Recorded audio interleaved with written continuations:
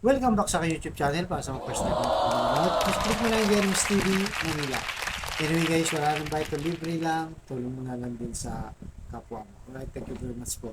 Sa topic natin for today's video, Bongo, niresbakan si Baste.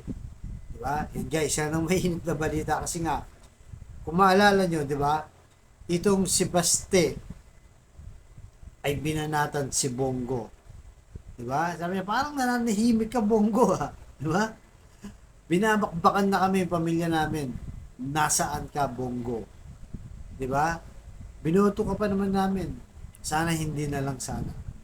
Diba? Kasi, napansin siguro ng mga Duterte na tahimik. Totoo naman, guys, tahimik itong si Bongo.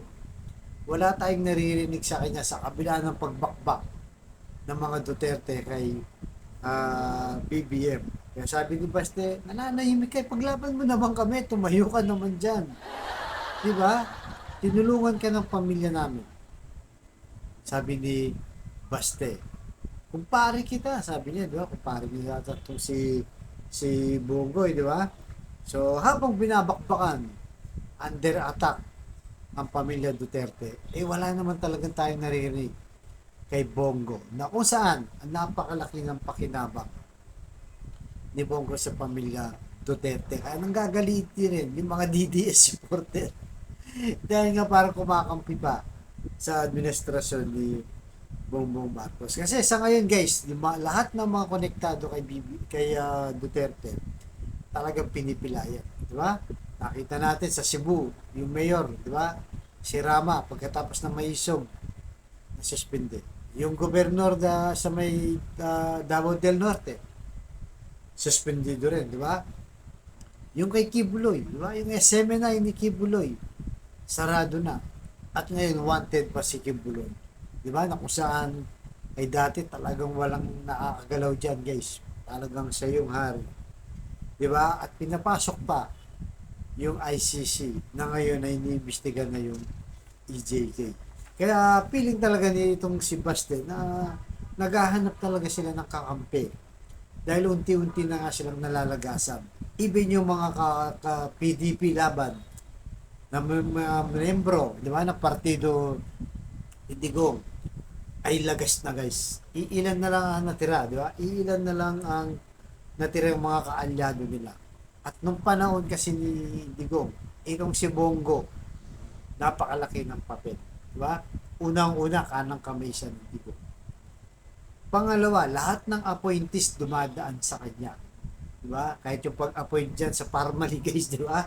Sila Christopher Lau, sila Michael Yang, dumaan yan lahat yan kay Bongo. Na kung sana yung controversial ang Parmali na sinasabi ng iba, baka may kinalaman lang. Itong si Bongo. Kaya siguro itong si Baste talagang may hinanakit. So dahil dyan, magkawatak-watak na ba yung Bongo at Duterte? Malaman natin dyan guys sa mga susunod na araw. Di ba? Kaya itong naman si Bongo, siyempre hindi naman yung direktang kakalaban sa mga Duterte. Alam niya yan guys. Alam natin yan na talagang loyal niya sa mga Duterte. Yun na nga lang talaga, nasita siya nitong si Baste dahil nga sa hindi niya pagkibo.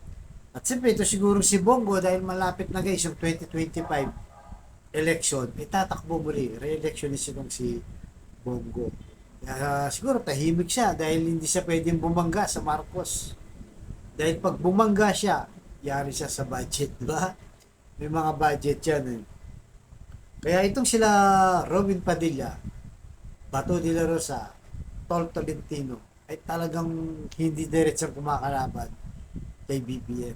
Kaya nga, di ba, nung natanggal itong si Subiri, di ba, galit na galit, sama ng loob ni Subiri dahil kumampi kay Escudero itong mga Duterte boys na senador, di ba? Kasi apat yan eh, si Bongo, Tolentino, Bato, at saka si Robin Padilla.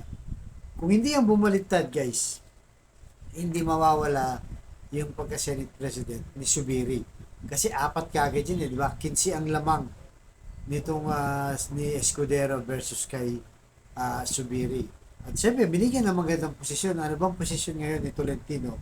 Ay majority floor leader ng Senado. Kaya bumaliktad sila. Di ba? Kaya nga itong si Bato paiyak-iyak pa nung natanggal itong si Subiri, yung pala bumoto na tanggalin din siya.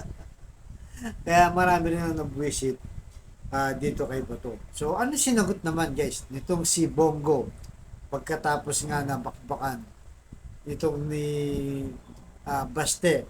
So itong sabi ni Bongo guys, naglabas na siya ng statement. Sabi niya dito, iniintindi ko ang saloobin ni Mayor Baste. Matagal akong nagsilbi na naging tapat sa kanyang ama na si dating Pangulong Digong. Half of my life was spent with him, and even until now, I continue to help in my personal capacity. However, small, dahil commitment ko yan sa kanya at hindi ko yan pababayaan. So medyo nagdadrama, diba? Itong si Bongo, di ba? So tuloy natin guys. As they say, there's always time for everything. Kaya pagsaserbisyo ang inuuna ko sa ngayon. Wow, galing, di ba? Para sa taong bayan daw. Para sa serbisyo daw ang kanyang priority. Totoo kaya yun guys? Totoo kaya yun? So, tuloy natin. Nasabi dito, ako'y patuloy na magsaserbisyo dahil sa aking mandato na matutunan mismo kay dating Pangulong Duterte. Unahin ko palagi ang pagsiservisyo, pagmamalasakit, at pagmamahal sa kapwa nang higit sa aking sarili. Tulad ng tanging bilin ni Digong sa akin na palagi, unahin ang kapakanan ng iyong kapwa Pilipino, lalo nang mahirap at walang-wala, at hindi ka magkakamali. Di ba? Parang talaga may malasakit, di ba? Samantala nung panahon nila, di ba? Karamihan sa mga napatay sa EJK, mga mahihirap guys. Mga small time, drug user, at yung mga iba, inosente pa. Diba? At yung sa Parmali, di ba? Nakasagsagan ng pandemic, maraming namamatay, walang trabaho. Nagkaroon ng corruption na sinasabi na may kinalaman sila. Mismo itong si Duque, di ba? Tinuro itong si Digong. Di ba?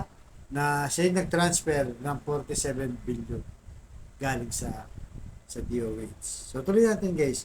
One thing is for sure, mahal na mahal ko ang kapwa ko Pilipino, higit sa aking sarili, kaya patuloy akong magmamalasakit sa aking kapwa.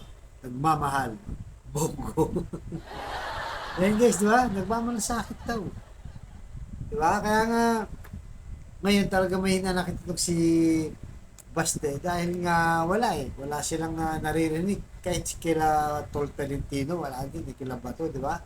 Hindi talaga sila makapalag dito kay Bongbong Marcos. Kaya napansin siguro itong si Baste na talagang parang wala talaga kaming kakampi samantalang nandiyan kayo, di ba? Dikit kayo sa tatay ko nung panahon ko sa presidente. At sa ngayon guys, dahil sa pag-resign ni BP Sara, at lumalabas dito na makikita na natin, maghihiwalay na ang puti sa dicolor guys, di ba? Kung sino talaga sa mga Duterte supporter, di ba? Mga kaalyado nila ang talagang para sa Duterte lang. At kung sino yung para sa BBM. Dito na guys, magkakaipitan ng lahat, di ba? Lalo pa malapit na yung 2025 election. Kung magbubuo itong si Sara na sinasabi maging leader ng oposisyon, sabi ni Arishoke, di ba? Paano ngayon sila Bongo, Robin Padilla, di ba? Tolentino at si Bato, kung kanino sila paano, di ba? Sigurado maghigot sa iba't ibang bansa at mawawalan silang pondo pagka talagang kumalaban dito kay BBM. Di ba? Alam naman natin guys, yung politika sa atin, kung sino yung nakapwesto, nandun lahat sila. So, paano ngayon? Di ba? Tatayo na ba itong si Sara para makita niya na kung sino yung mga loyal sa mga Duterte at sino yung mga makakalaban nila na lilipat kay BBM na kung saan sinisita na nga ni Baste itong si Bongo. So, okay guys, anong masasabi nyo sa statement nito ni Bongo? Playing safe lang ba siya dahil re-election siya, gusto niyang manalo? Kaya ayaw nang bumakpak sa Marcos, di ba? Tahimik siya, kahit mga Duterte, pinakinabangan niya. Wala tayong naririnig sa kanya. So, Abangan natin guys, marami pang posibleng mangyari. Okay, susunod kong vlog.